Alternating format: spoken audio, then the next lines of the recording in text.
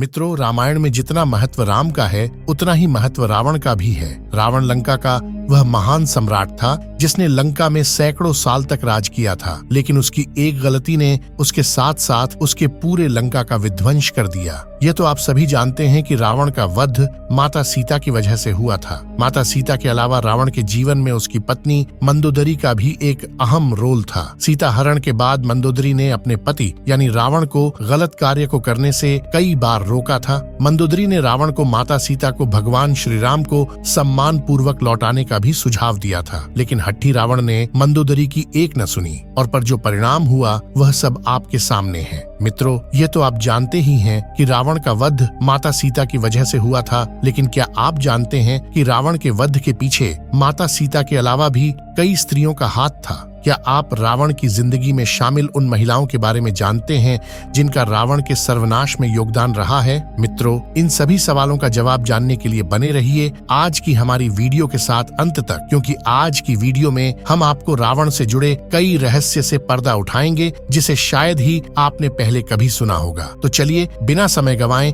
आज की वीडियो को स्टार्ट करते हैं। रावण के नाम का दूसरा कोई व्यक्ति नहीं है। राम तो बहुत मिल जाएंगे लेकिन रावण नहीं। रावण तो सिर्फ रावण ही है। रावण को लोग दशानन भी कहते हैं। बताया जाता है रावण के 10 सर। वैसे क्या सचमुच 10 सर थे? इसका जवाब तो शायद ही किसी के पास हो। जहाँ कुछ विद्वान मानते हैं कि रावण के 10 सिर नहीं थे, किंतु रावण एक मायावी व्यक्ति था। वो अपनी माया के द्वारा 10 सिर होने का भ्रम पैदा कर देता था, इसी कारण लोग उसे दशानन कहते थे। तो वहीं कुछ विद्वानों के अनुसार रावण 6 दर्शन और 4 वेदों का झांता था, इसलिए उसे 10 कंठी भी कहा जाता था। 10 कंठी कहे जाने के कारण प्रचलन में उसके 10 सर मान लिए गए। मित्रों, रावण की पत्नियों के बारे में बात की जाए तो कहा जाता है कि रावण की 2 पत्नियां थीं, मंदोदरी और धन्यमालिनी, जिसमें से मंदोदरी रावण की पहली पत्नी थी और धन्यमालिनी रावण की दूसरी पत्नी का नाम था। लेकिन कहीं कहीं आपको रावण की तीसरी पत्नी का जिक्र देखने को भी मिल जाएगा, हालांकि उसका नाम अज्ञात है।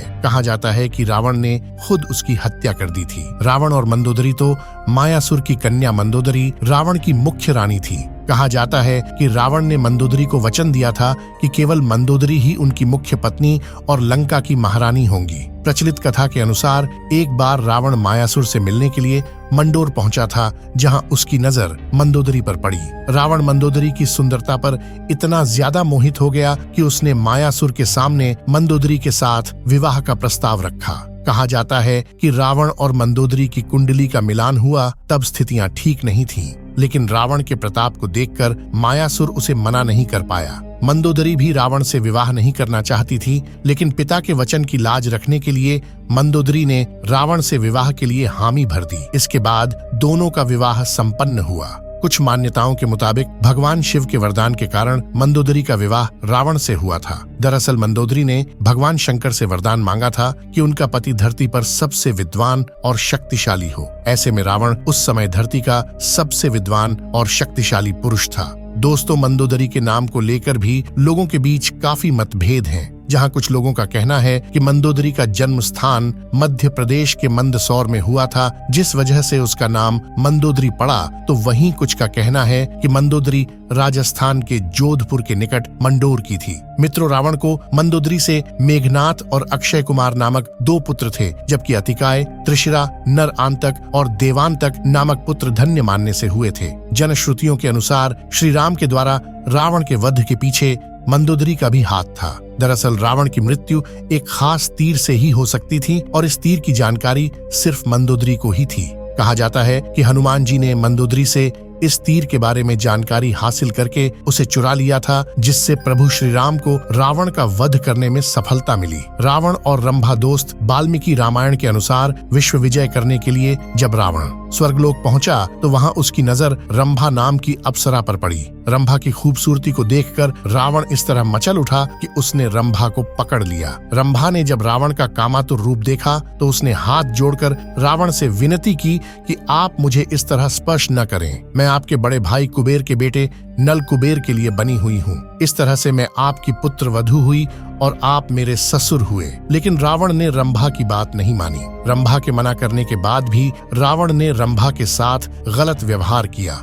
बाद में जब इस बात का पता नलकुबेर को लगा तो उसने क्रोधित होकर रावण को श्राप दिया कि आज के बाद रावण बिना किसी स्त्री के इच्छा के उसे स्पर्श नहीं कर पाएगा, और यदि वह ऐसा करता है तो उसका मस्तक 100 टुकड़ों में विभाजित हो जाएगा। रावण और माया दो, तो रावण ने अपनी पत्नी मंदोदरी की बड़ी बहन माया को भी नहीं बख्शा था। माया के पति चंबल वैजंतीपुर के राजा थे। कहा जाता है कि एक बार रावण राजा संभर के आ गया था तो उसकी नजर माया की सुंदरता पर गई। रावण माया को देखते ही मंत्रमुग्ध हो गया और उसने माया को अपनी बातों में फंसाने की कोशिश की। जब राजा सांवर को रावण की इस करतूत का पता चला तो उसने रावण को अपने कारागार में बंदी बना लिया। इस बीच राजा दशरथ ने सांवर के क्षेत्र पर आक्रमण कर दिया। इस युद्ध के दौरान सांवर की जान चली गई। जब माया सती होने लगी तो रावण ने उसे अपने साथ चलने को कहा, जिसके बाद माया ने क्रोधित होकर रावण को श्राप देते हुए कहा कि तुमने वासना युक्त होकर मेरे साथ छल किया है, जिससे मेरा सतीत्व भंग हुआ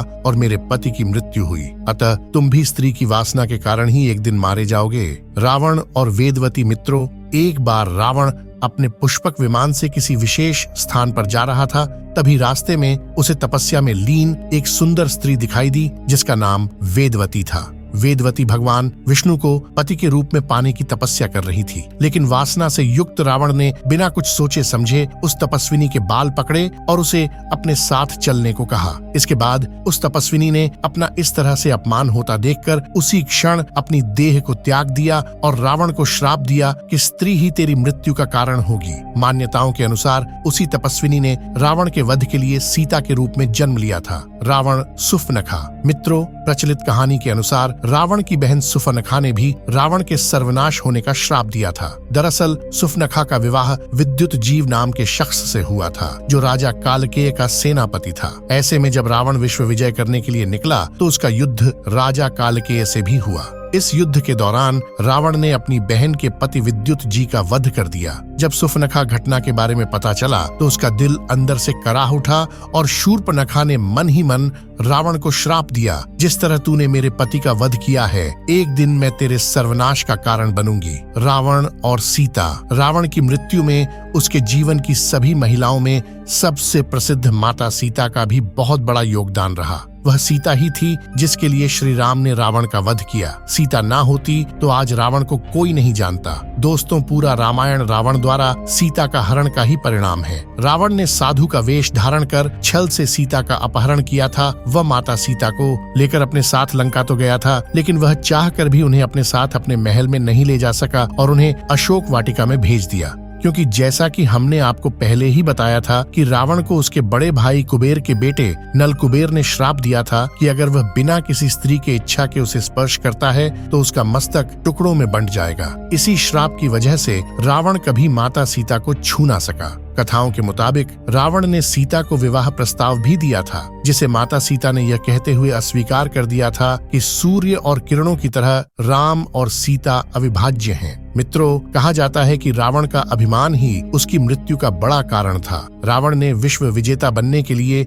भगवान ब्रह्मा को प्रसन्न करने के लिए कठिन तपस्या की थी। रावण की तपस्या से प्रसन्न होकर भगवान ब्रह्मा ने जब रावण को वरदान मांगने को कहा तो रावण ने अपनी शक्तियों के अभिमान में भगवान ब्रह्मा जी से यह वरदान मांगा कि उसका वध वानर मनुष्य के अलावा कोई न कर सके। दरअसल इस वर को मानते समय रावण को लगा होगा कि जिस रावण से देवता भी डरते हैं, उस रावण का भला वानर और मानव जैसे प्राणी भला क्या ही बिगाड़ लेंगे। मित्रों, रावण का यही अभिमान उसके लिए काल साबित हुआ और अंत में प्रभु श्री राम ने हनुमान जी की मदद से रावण का वध कर दिया। दोस्तों, इस वीडियो में फिलहाल इतना ही। उम्मीद है कि आपको आज की ये वीडियो पसंद आई होगी। अगर हाँ, तो इस वीडियो को लाइक करें और इस तरह के और भी अमेजिंग इंटरेस्टिंग वीडियो देखते रहें के लिए चैनल को जरूर सब्सक्राइब कर लें। मिलते हैं एक और नई वीडियो। जब तक के लिए साथ धन्यवाद।